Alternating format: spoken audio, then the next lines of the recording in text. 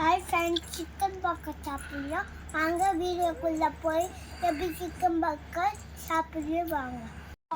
Chicken burger இந்த மாதிரி தான் இருக்கும்.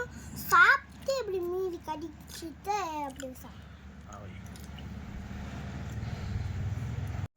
இன்றைக்கி சிக்கன் பாப்கார்ன் செய்யறதுக்காக நான் ஒரு 250 கிராம் சிக்கனை எடுத்திருந்தேன். அதையே ரெண்டாக டிவைட் பண்ணி ஒரு பாதியை குட்டி குட்டி பீசஸாக கட் பண்ணி வச்சுக்கிட்டேன். இங்கே பாருங்கள். இன்னொரு பாதியை கழுவி அரைச்சி செய்யலான்னு சொல்லி அப்படியே வச்சுக்கிட்டேன். இங்கே பாருங்கள், கழுவி வச்சது. இதை நல்லா மிக்சியில் போட்டு அரைச்சி எடுத்துக்கிட்டேன். அதை ஒரு பிளேட்டுக்கு மாற்றி வச்சுருக்கேன். இதுக்கு தேவையான பொருட்கள் பார்த்திங்கன்னா உப்பு, மிளகுத்தூள், வினிகர்.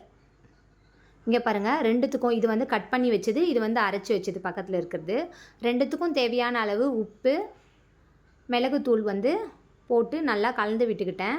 நெக்ஸ்ட்டு பார்த்திங்கன்னா வினிகர், இதில் ஒரு மூடி வினிகர், இதில் ஒரு வினிகரை போட்டு நல்லா கலந்து விட்டுக்கிட்டேன், ஊறட்டன்னு சொல்லி. இங்கே பாருங்கள், உப்பு, வினிகர், மிளகுத்தூள் மூணும் நல்லா மிக்ஸ் ஆகிற வரைக்கும் நல்லா கலந்து வச்சுக்கிட்டேன் இந்த அரைச்சி வச்ச சிக்கனை. அதே மாதிரி இதுலேயும் கலந்து விட்டுக்கிட்டேன். கலந்து விட்டு ஒரு 5 நிமிஷம் அப்படியே ஊறட்டும்னு சொல்லி விட்டுட்டேன். இதை பால்ஸாக ரெடி பண்ணி வச்சுருக்கேன். இந்த குட்டி குட்டியாக அரைச்சி வச்சதை கட் பண்ணி வச்சதை எதுவுமே பண்ணாமல் அப்படியே வச்சுருந்தேன். இதுக்கு தேவையானது பிரெட் க்ரம்ஸும் முட்டையும் ஒன்று தேவைப்படும். ஏன்னா முட்டையில் டிப் பண்ணி பிரெட் க்ரம்ஸ் போட்டு நம்ம மேலே கோட் பண்ணி எடுக்க போகிறோம். இங்கே பாருங்கள், முட்டையில் போட்டு டிப் பண்ணிவிட்டு பிரெட் க்ரம்ஸில் போட்டு புரட்டி எடுத்திங்கன்னா இந்த மாதிரி ரெடி ஆகிடும். இந்த பால்ஸை தனித்தனியாக வச்சுருக்கேன் பாருங்கள். நீங்களும் தனித்தனியாக வச்சுக்கோங்க. கடாயில் எண்ணெய் விட்டு நல்லா சூடானதும் ஒரு மீடியம் ஃப்ளேமுக்கு வச்சுருங்க. இங்கே பாருங்கள், ஒரு பிரெட் க்ரம்ஸை தூக்கி போட்டேன். மேலே நல்லா பொரிஞ்சு வந்தது. ஓகே, எண்ணெய் ரெடி ஆயிடுச்சு.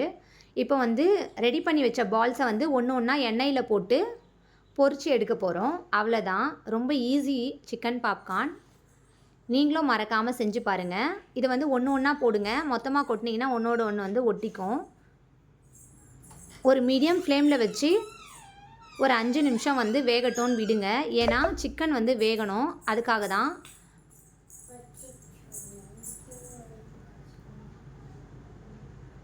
எண்ணெய் பொரிஞ்சு வருது பாருங்கள். ஒரு 5 நிமிஷம் அப்படியே விட்டிங்கன்னா அதுவே குக் ஆகிடுச்சுன்னா அந்த பொரியறதெல்லாம் அடங்கிடும். இங்கே பாருங்கள், ஒரு பாப்கார்ன் வெந்திருக்கு, இன்னொரு பாப்கார்ன் இன்னும் வேகணும், தெரியுதுங்களா?